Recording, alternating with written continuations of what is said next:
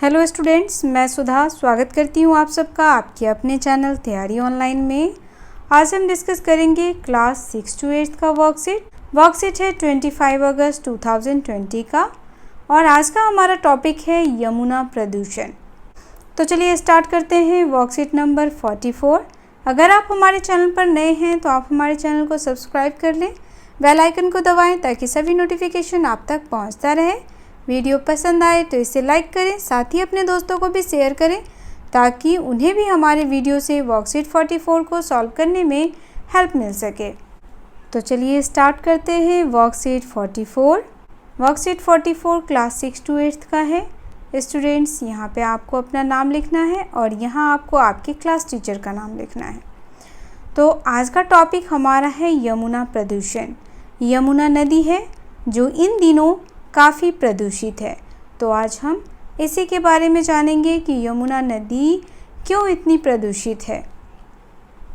तो यहाँ देखिए, दिल्ली के लिए पानी का मुख्य स्रोत यमुना नदी है, लेकिन दुर्भाग्य से पूरे भारत में यह सबसे अधिक प्रदूषित नदी बन चुकी है, जिसकी वजह से अब इसे मृत नदी की संज्ञा भी दी जाने लगी है। इस नदी में दिल्ली के लगभग 19 नालों का गंदा पानी छोड़ा जाता है, जो इसके पानी को प्रदूषित करते हैं। अब यहाँ देखिए बच्चों, यह जो इमेज है वह इमेज है यमुना नदी की, और यमुना नदी इन दिनों बहुत ज़्यादा प्रदूषित है और इसी का पानी दिल्ली वासी पीते हैं। और दिल्ली के ही 19 नाले, जो गंदे पानियों के नाले होते हैं, वह यमुना नदी से जोड़ दिए गए हैं। यानी दिल्ली की जितनी गंदगी है वह सारा कहाँ जाता है? यमुना नदी में। इसी वजह से आज यमुना नदी का पानी जहरीला और पॉल्यूटेड है और इसीलिए यमुना नदी को मृत नदी की संज्ञा भी दे दी गई है। इसका जल पीने योग्य नहीं रहा, साथ ही इनमें जो जीव जंतु निवास करते हैं वह भी इसके पॉल्यूटेड होने की वजह से मृत होते जा रहे हैं। इसीलिए हमें क्या करना चाहिए? हमें अपनी नदी को बचाने के लिए, इसे स्वच्छ रखने के लिए गंदे नालियों का जो पानी नदी में छोड़ा जाता है उसे रोकना चाहिए। हमें कूड़ा कचरा यमुना नदी में नहीं डालना चाहिए। 19 नालों की गंदी पानियाँ जो छोड़ी जाती है यमुना नदी में, इसे बंद करवाना चाहिए ताकि यमुना नदी पॉल्यूटेड होने से बच सके। अब यहाँ देखिए कुछ इमेजेस देखिए, जिस इमेजेस के माध्यम से आप बहुत ही अच्छे से समझ सकते हैं। इस इमेज को देखिए, यहाँ नालों का इमेज बना हुआ है। इन नालों का पानी हमारे यमुना नदी में ही जाती है। ये जितनी गंदी नालियाँ हैं, ये सारी गंदी नालियों का पानी कहाँ जाता है? यमुना में, और यमुना हमारी गंदी हो रही है और इसी वजह से हमारी यमुना नदी प्रदूषित हो रही है। और साथ ही जो धार्मिक गतिविधियाँ होती हैं, धार्मिक गतिविधियाँ जैसे दुर्गा पूजा हो गया, धार्मिक गतिविधियों में जो भी अवशिष्ट बचता है, यानी जो भी बची खुची चीज़ें होती हैं, उसको लोग क्या करते हैं? यमुना नदी में डाल देते हैं। उसके बाद यहाँ देखिए, ये औद्योगिक कचरा है जो कहाँ डाला जाता है? यमुना नदी में। इसका नाला जुड़ा हुआ है किससे? यमुना नदी से। यानी जो भी केमिकल्स होंगे फैक्ट्रीज़ में, जो भी कचरे होंगे, तो वो सारे कचरे जाते हैं यमुना नदी में और इसी वजह से आज यमुना नदी बहुत ज़्यादा प्रदूषित है। चलिए इसके बारे में और जान लेते हैं। और यहाँ देखिए इस इमेज में बताया गया है कि जो कीटनाशकों का और उर्वरकों का जो प्रयोग करते हैं, ये कीटनाशक और उर्वरक वर्षा के पानी के माध्यम से कहाँ चले आते हैं? नदियों में चले जाते हैं, जिस वजह से यह पानी को प्रदूषित करता है। अब चलिए आगे देखते हैं। यमुना एक्शन प्लान परियोजना 1993 में यमुना नदी को साफ करने के लिए लागू की गई थी।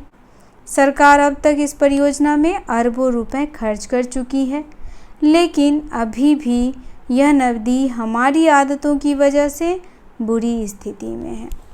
तो यहाँ देखिए, नदी को प्रदूषित करने में हम इंसानों का सबसे बड़ा योगदान है। हम इंसान ही क्या करते हैं, नदी में जो भी अवशिष्ट बचते हैं वह सारे डाल देते हैं। हम इसमें कूड़ा, कचरा, पन्नी, सारी चीज़ें नदियों में बहा देते हैं। तो सबसे ज़्यादा जिम्मेदार कौन है नदियों को गंदा करने में? तो मनुष्य ही सबसे ज़्यादा जिम्मेदार है, क्योंकि मनुष्य एक सामाजिक प्राणी है।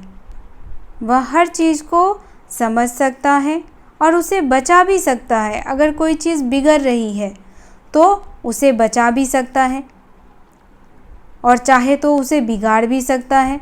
तो यहाँ देखिए, जो नदी की स्थिति है, यह स्थिति भी किसकी वजह से हो रहा है?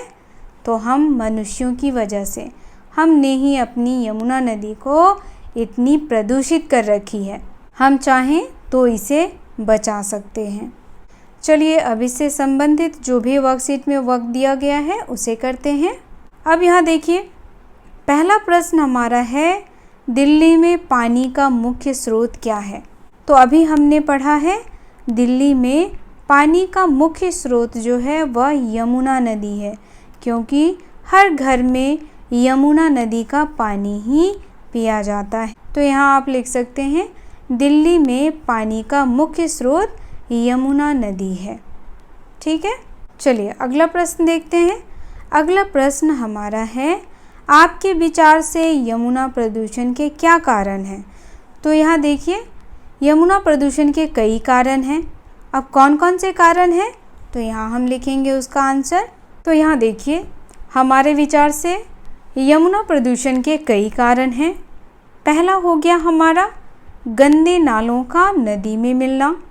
अब जैसे कि दिल्ली के 19 नालों को यमुना नदी में मिलाया गया है, तो उसकी गंदगी कहाँ जाएगी? पानी में मिलेगी और वह पानी क्या होगा? प्रदूषित। दूसरा, औद्योगिक कचरा, जो भी फैक्ट्रीज़ वगैरह है उसका कचरा भी कहाँ आता है? वह भी यमुना नदी में मिल जाता है। उसके बाद जो भी धार्मिक गतिविधियाँ होती है, जैसे पूजा वगैरह किया जाता है, तो उसके अवशिष्ट भी कहाँ गिराए जाते हैं? तो उसके अवशिष्ट भी यमुना नदी में फेंक दिए जाते हैं। साथ ही उर्वरक और कीटनाशकों का प्रयोग आसपास के खेतों में किया जाता है और वह भी बरसात के पानी के माध्यम से कहाँ जाता है? तो यमुना नदी में। यह सारी चीज़ें यमुना नदी में मिलने की वजह से आज हमारी नदी जो है वह बहुत ज़्यादा प्रदूषित है। नदी हमें जीवन देती है, आज हम सब ने उसे क्या कर दिया है? प्रदूषित। अगला प्रश्न हमारा है, यदि आपके पास अलादीन की तरह ही एक जादुई चिराग होता तो आप जिन्न से यमुना नदी के लिए कौन सी 3 इच्छाएं पूरी करने के लिए कहेंगे? तो बच्चों, आप हमें कमेंट में बताएं कि अगर आपके पास अलादीन का चिराग होता, जादुई चिराग, तो आप उससे यमुना नदी के लिए कौन सी 3 इच्छाएं पूरी करने को कहते? आप हमें कमेंट में बताइए।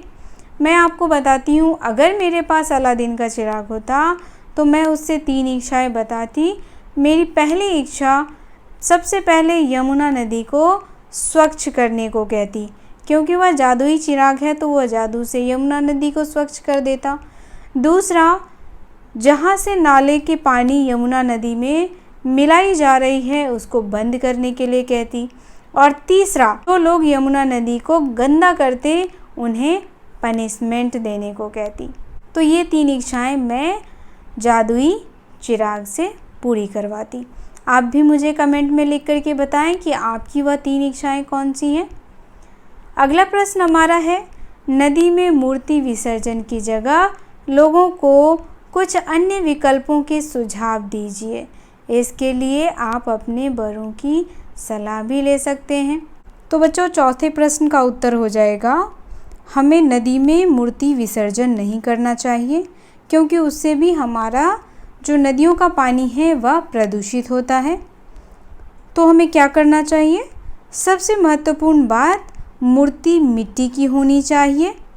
जिसमें प्राकृतिक रंगों का प्रयोग किया गया हो और साथ ही मूर्ति साइज में छोटी होनी चाहिए। मूर्ति को नदी के बजाय घर के आसपास अगर जगह हो तो वहीं गड्ढे में पानी भरकर विसर्जित कर देना चाहिए और अगर जगह ना हो तो उसे बड़े से टब या बाल्टी में पानी भर करके विसर्जित करना चाहिए। इस प्रकार क्या होगा, हमारा नदी भी सुरक्षित रहेगा, हमारे नदी का जल भी सुरक्षित रहेगा, हम भी सुरक्षित रहेंगे और हमारी धार्मिकता भी बनी रहेगी। तो आज के वर्कशीट में बस इतना ही। अगर आप हमारे चैनल पर नए हैं तो आप हमारे चैनल को सब्सक्राइब कर लें। वीडियो पसंद आए तो इसे लाइक करें, साथ ही अपने दोस्तों को भी शेयर करें ताकि उन्हें भी वर्कशीट नंबर 44 सॉल्व करने में हमारी वीडियो से हेल्प मिल सके। आप हमें इंस्टाग्राम, टेलीग्राम और फेसबुक पर भी फॉलो कर सकते हैं। तो मिलते हैं अगले वीडियो के साथ। आप सबका धन्यवाद।